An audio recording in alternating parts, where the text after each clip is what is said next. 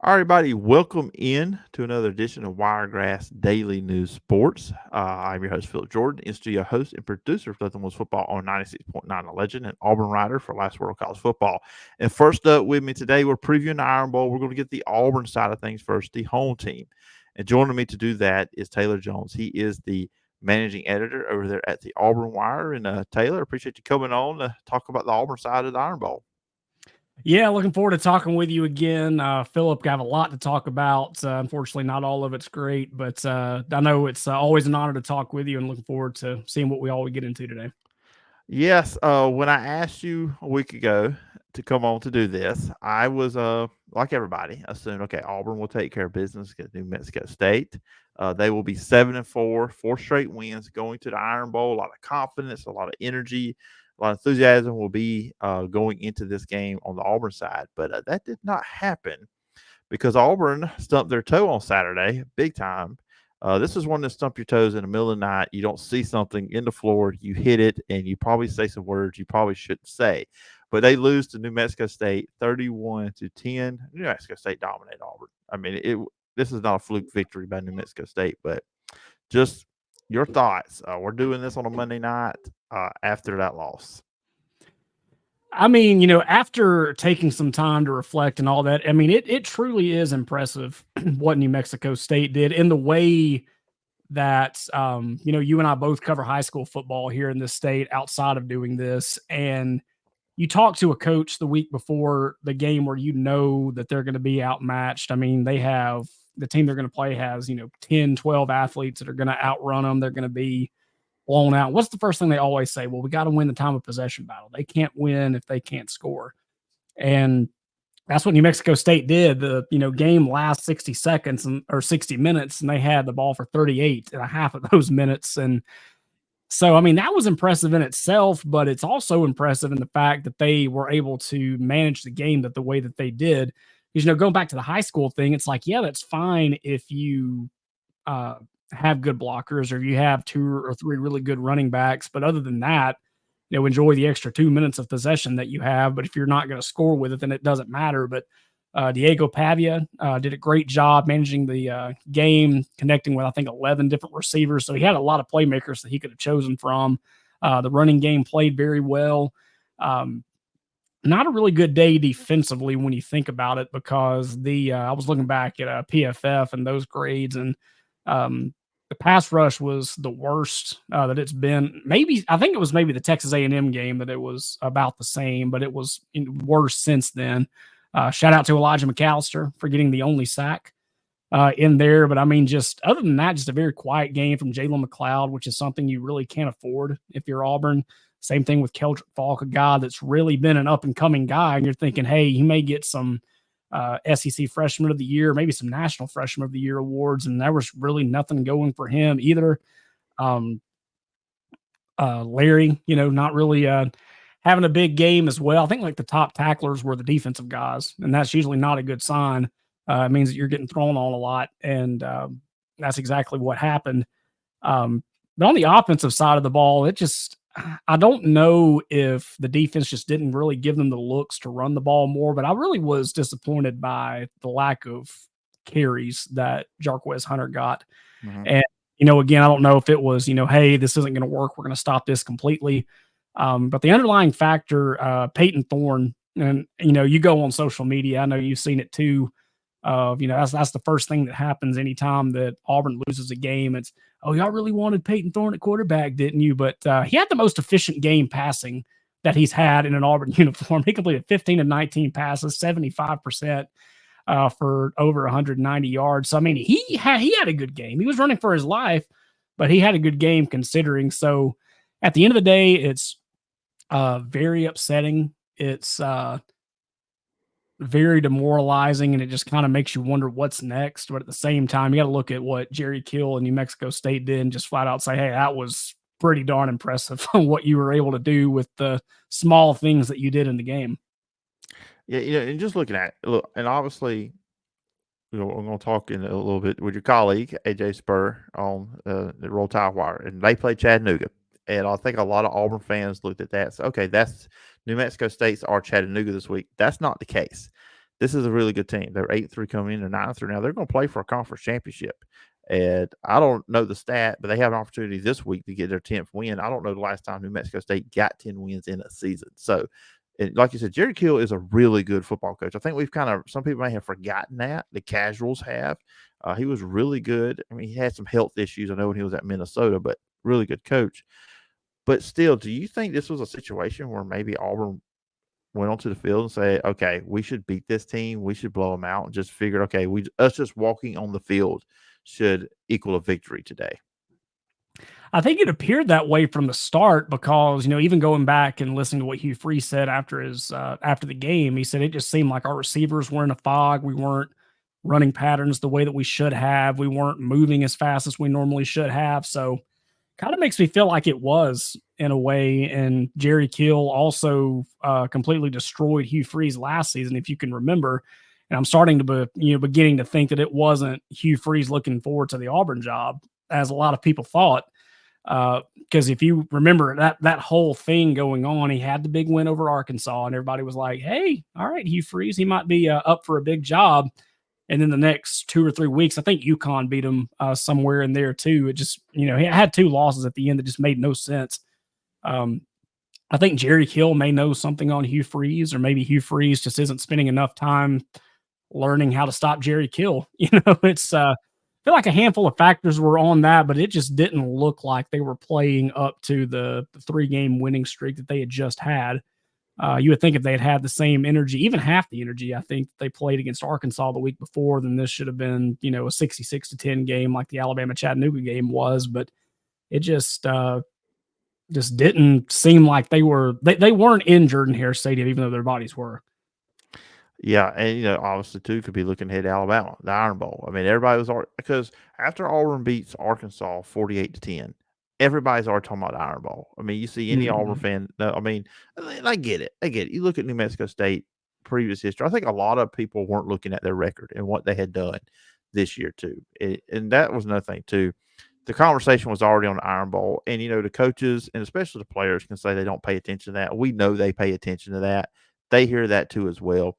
So I kind of wonder if that kind of got in their head. And you're right. I looked at the stats. Peyton Thorne had more rush attempts than Jarquez Hunter, Yeah. and Peyton Yeah. Thorne is Hunter had a less than 10, right? I think he yeah, maybe had like 8 or 9.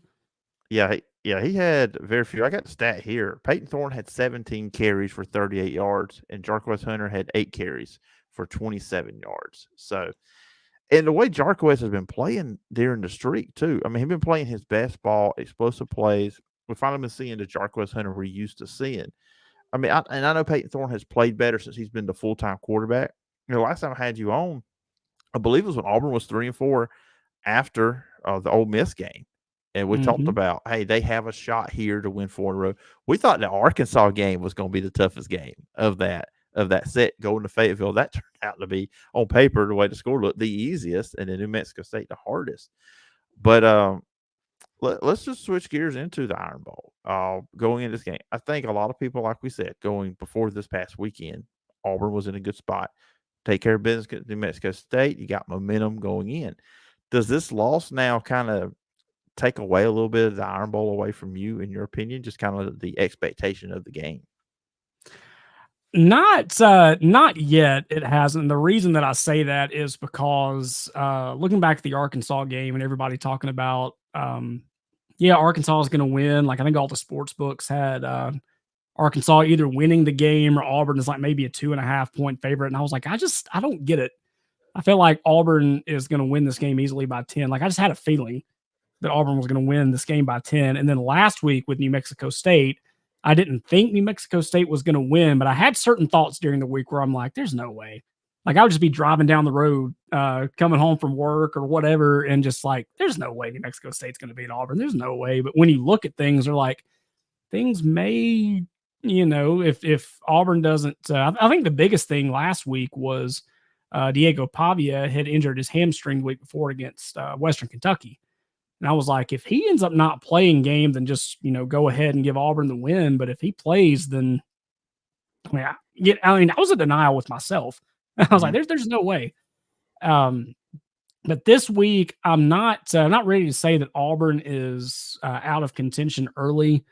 Um, a lot of my mind goes back to wild things happen in Jordan-Hare. I mean, heck, we saw that last week, that wild things happen in Jordan-Hare, and Alabama is on the outside looking in for a college playoff berth. And if anything wild's going to happen, it could happen next week. So I'm not ready to say that Auburn's going to win the game, but I'm saying things may get a little crazy and things may be a little bit closer than you think. Yeah, you got to think Hugh Freeze is going to get their attention this week. Mm. What happened? And another thing too, what we talked about. Look, and it's not a disrespect against New Mexico State. They outplayed Auburn. They dominated Auburn again. Like I said, top. There's no fluke there. But at the same time, like you said, looked like Auburn was looking ahead, not focusing on New Mexico State. More worried about again, we should blow this team out, and Alabama's coming up. Alabama's going to have their full focus this weekend. Yeah. They're going to want to knock Alabama off. This is the Iron Bowl. The crowd's going to be electric. We've seen Auburn with lesser teams compete in this game. I mean, just remember a couple of years ago, Brian Harsin. I know we're not supposed to say his name around Auburn people, but Brian Harsin, the first year. Look, we all know that team wasn't great because T.J. Finley was the quarterback. Bo Nix was, in because of was out because of the injury. Tank Bigsby doesn't run out of bounds. Auburn wins that game. I mean, Yeah. that's the simple thing. So that stadium does have magical powers. And look, we got to also look at it. I think we need to look at how Auburn was playing before New Mexico State. Hugh Freeze knows how to coach. And look back at Georgia. I mean, Auburn's playing better these last 3 games before New Mexico State than they were when they played Georgia. And they made that a game. So I feel like Hugh Freeze just is going to go into the thing. He's going to know ways to kind of make this a game. And Alabama at times has shown some weaknesses defensively. Now they're overall pretty good, but they've shown some things I think Auburn can exploit. What's going to be the key for Auburn, in your opinion, keeping the game close and making it a 4-quarter game? One of the big things I've noticed in the close Auburn games and also even the ones that they won, thinking back to the 2019 game, I think you just got to find ways to uh, get Peyton and Jarquez up to their full potential. You've got to get Elijah McAllister. You've got to get Jalen McLeod. You've got to get Marcus Harris. All 3 of those guys up and running. Jalen Simpson, DJ James, Nehemiah Pritchett. They've all got to be, doing what they do. And if you do that, I think the other thing is you've got to find a way to play mind games with Nick Saban. Because what was the big thing in 2019, if you can remember, that ultimately won Auburn the game? They were trying to do the fake punt, and they were trying to switch personnel. Bo Nix comes back on the field. They've got too many men on the field. Auburn ends up getting a first down. So just try to find small, subtle ways to play mind games with Nick Saban in Alabama. Have all of your main guys get up and ready. Maybe the offensive line gets an extra boost as well. If all of those things go right, I think that's the best chance for Auburn to win. And, another thing too, obviously the Jalen Milroe part of it, containing him and what he's done. Not much against Chattanooga. I mean, Alabama just got him in, got him out. I mean, he did have some touchdowns in that one, but what he did against LSU, what he did against Kentucky, feature him more in the run game. And obviously the deep ball. And you mentioned the defensive backs at Auburn. They're going to have to really play on top of their game because those receivers get behind you. We've seen what they can do when they do that. But I will say this for Auburn. Jalen Milroe will give you opportunities for interceptions.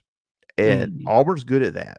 Jalen Simpson is one of the best in the SEC at picking the quarterback off. And they've got other guys that can do that. And again, you talk about the pass rush wasn't there. Auburn needs to get that going because it pretty much feels like a guarantee Alabama's going to give up 4 or 5 sacks.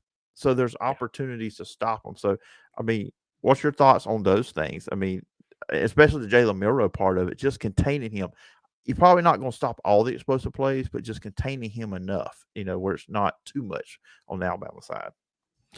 I've been really high on Marcus Harris all season long, and I think this is probably a really good opportunity for him to have his best game in an Auburn uniform because he has really been the anchor of that defensive line. He has been truly impressive week in and week out, and he is definitely going to have to be the guy if that does happen. I think it is possible. I think Marcus Harris is capable of doing that, and that's going to be the guy, especially on the front 7, that I'm looking forward to really have the most impact is you've got to figure out where Marcus Harris is, no matter where you're at.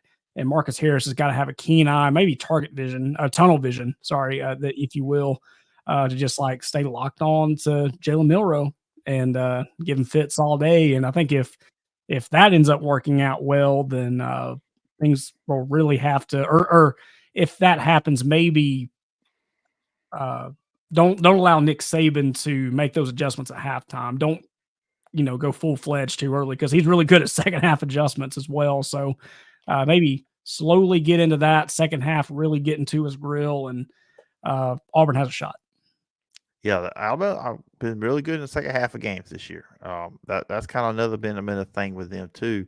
Teams have got leads on them in the first half, but Alabama's adjusted in the second half. So as we close up this part, the Auburn part here, Taylor, what happens on Saturday? What's your thoughts?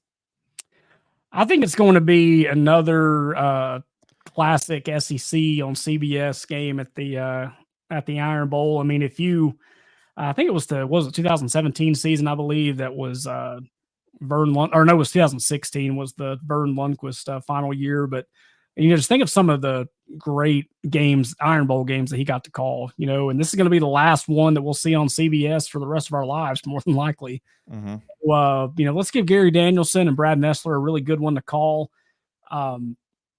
Yeah, I'm looking for Auburn keeping it a lot closer than a lot of people are thinking, especially after the New Mexico State game. I do see Alabama ultimately pulling it out in the fourth quarter. They get one big play, or they kind of wear Auburn down to the point to where they can't cover them anymore. We've seen Nick Saban do that a handful of times. So I do see Alabama, unfortunately, getting the win. But Auburn's going to give them everything they have. And I think Auburn fans at the end of the day will be really proud at what they see out of their team.